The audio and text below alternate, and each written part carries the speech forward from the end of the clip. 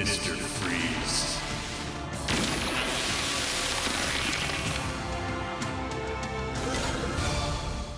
Some characters are, you know, there's not a lot there to work with in their original state. In the comics, with Mr. Freeze, we had a kind of a cool name and a guy in a walking refrigerator.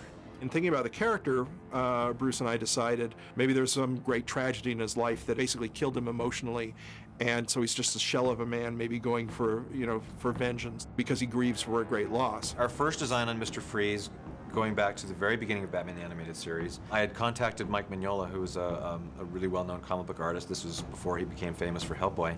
And he came up with this really, really severely retro-looking Mr. Freeze design, which looked like this old-school-looking, you know, almost robot suit. We did a revamp. We wanted to tweak him a bit. Sub-Zero had been done, and essentially sort of took away his motivation by curing his wife.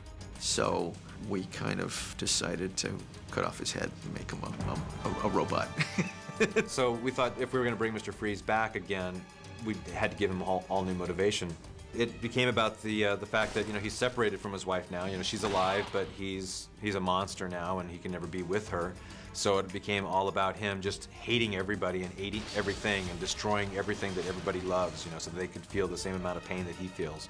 I thought this was all good stuff. This was all good story material. So, and of course, we had to go back and redesign his costume again. And it's still kind of retro, but it's a little bit slicker, like we did with a lot of the revamped characters. We put a lot more black on it.